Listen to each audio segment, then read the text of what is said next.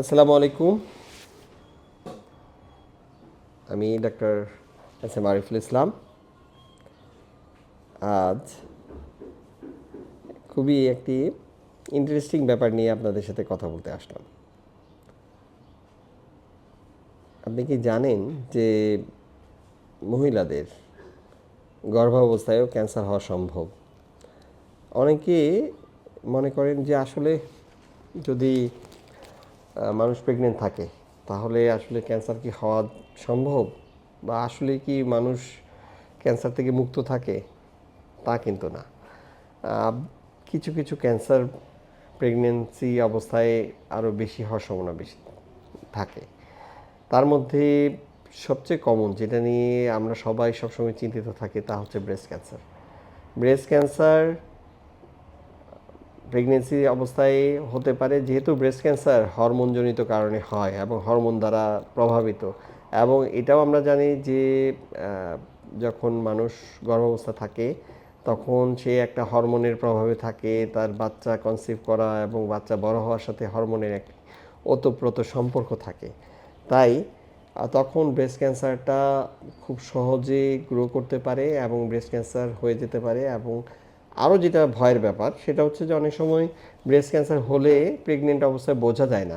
Breast ক্যান্সারের কারণ হচ্ছে ব্রেস্ট ক্যান্সার সাধারণত ব্রেস্টে ফুলে যাওয়া বা চাকা বা একটু গোটা দেখা দেয়া এরকম যে লক্ষণগুলো থাকে সেগুলো অনেক সময় প্রেগনেন্সির সময় এটা চাপা পড়ে যায় বা ঢাকা পড়ে যায়, মনে হয় যে প্রেগনেন্সির কারণেই হয়তো এটা হচ্ছে। তাহলে ব্রেস্ট ক্যান্সারের কিন্তু চিকিৎসা করার আগে এটা ধরা পড়াটা জরুরি যে প্রেগনেন্ট অবস্থায় যদি কোনো ব্রেস্টের চাকা বা অন্য কোনো সমস্যা দেখা দেয় তাহলে ব্রেস্ট ক্যান্সার হতে পারে। অন্যান্য অনেক ক্যান্সার হতে পারে, মেলানোমা হতে পারে, কোলন ক্যান্সার হতে পারে, অনেক ক্ষেত্রে আমাদের অন্যান্য স্কিন ক্যান্সার যেগুলো আছে সেগুলো হতে পারে। তো সুতরাং ব্লাড ক্যান্সার হতে পারে, অন্যান্য অনেক রকমের, যদি আগে অন্য লিম্ফোমা জাতীয় যেগুলো আছে। একদম যে হতেই পারে না তা না। সেই জন্য আর এরপরে প্রসঙ্গ আসে চিকিৎসা। ব্রেস্ট ক্যান্সার চিকিৎসা প্রেগনেন্ট অবস্থায় কি করা সম্ভব নাকি বাচ্চা ডেলিভারি হওয়ার পরে হবে?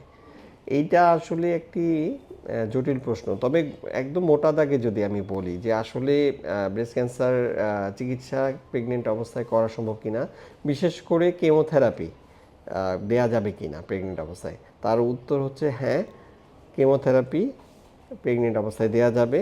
কেমোথেরাপি প্রায় সবগুলোই সেফলি প্রেগনেন্ট অবস্থায় দেওয়া যায় এবং এই অবস্থায় চিকিৎসা করে রোগী এবং রোগীর বাচ্চা দুজনই সুস্থ থাকা সম্ভব এবং ভালো হয়ে যাওয়া সম্ভব। আমাদের অনেক রোগী আমরা প্রেগনেন্ট অবস্থায় 2টা 4টা বা আরও বেশি কেমোথেরাপি দিয়েছি, ডেলিভারির পরে বাকি অংশ শেষ করেছি। অথবা অনেক সময় প্রেগনেন্ট অবস্থায় অপারেশনও করা সম্ভব।